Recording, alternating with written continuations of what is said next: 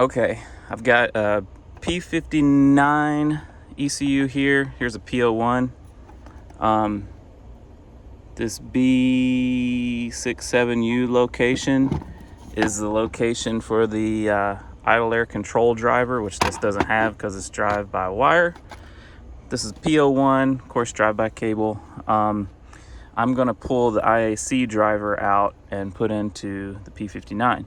But what I wanted to show you is it's really more of a soldering trick.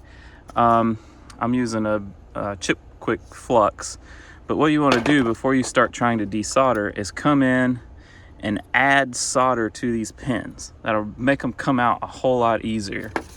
And I'm using the DSO17 solder sucker. This is probably over 20 years old. So definitely doesn't work as good as a new one, but it works. It's probably time to replace it. All right. Yeah, so I've already gone through. I started doing this. I'm like, you know what? Someone would probably appreciate seeing this. So I'm just adding solder. This goes for really any time you're working on circuit boards. Always want to use leaded solder. I can't think of I don't know. I'm not a tech really. I can't think of a time that you would not want to use leaded solder. Most things are made without it. It doesn't flow as well. Doesn't hold up as well.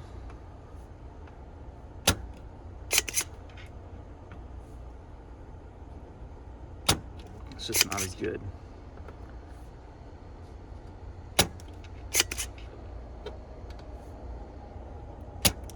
If you got a good soldering iron, I have a decent one. You can do 2 pins at a time. You just gotta wait a second for it to really melt all the way through. There's a couple of pins that didn't quite get cleared out.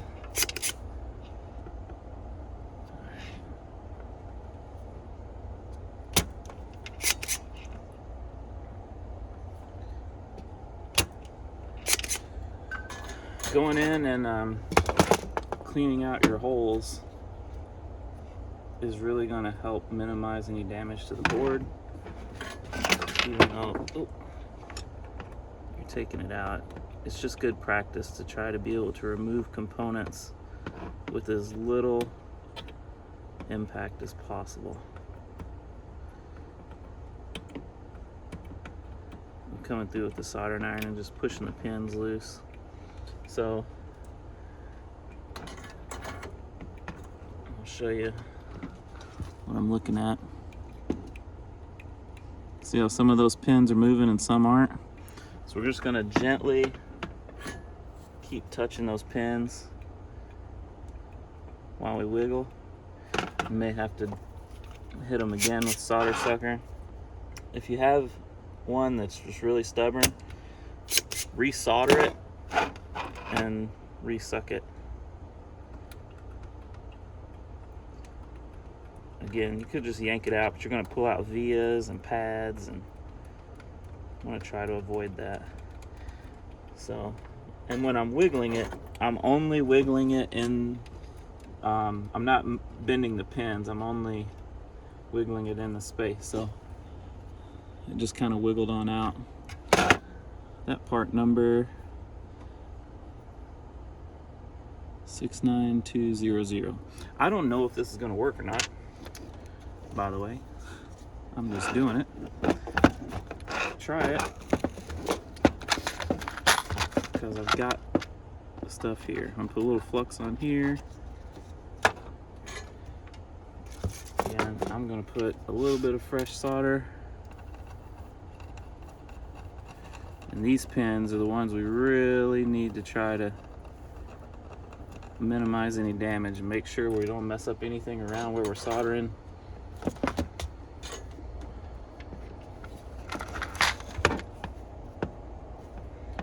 be easier if I spin this around. You can still see that.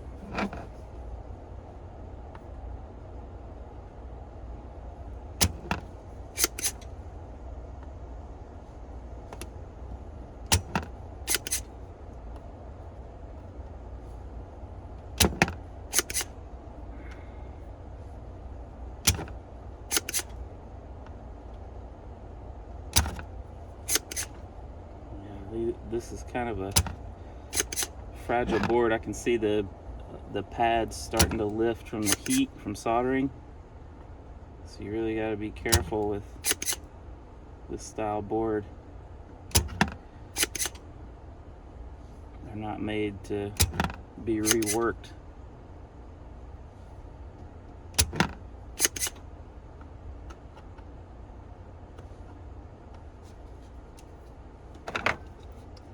It's giving me a little bit of a fit. It's connected to this kind of big area right here, which is going to wick away all the heat. These are the ones that are going to give you a problem because I might have to hit it from the top. You have to put a bunch of heat in there, and then it's going to make the pad come loose, which can pull the trace off. And, there you can see.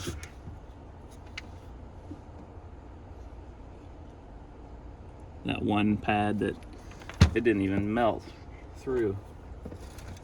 So I'm gonna put a little fresh solder on from the top.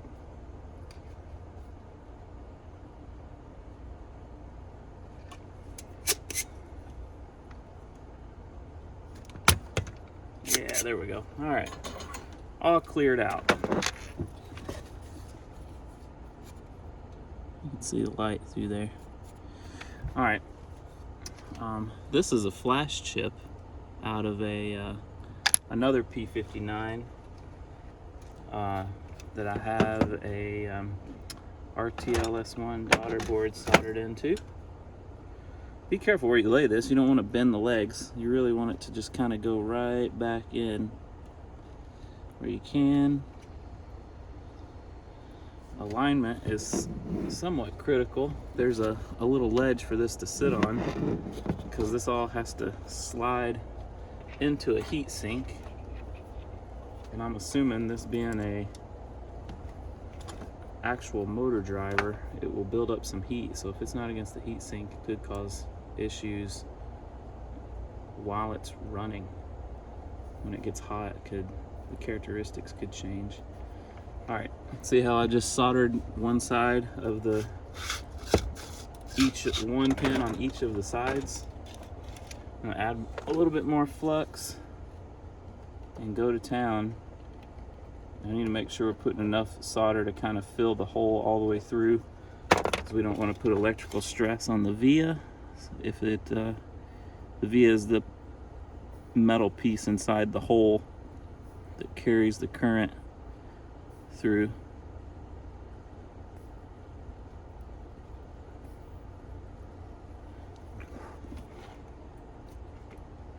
We also don't want to put so much in there that we get a big blob.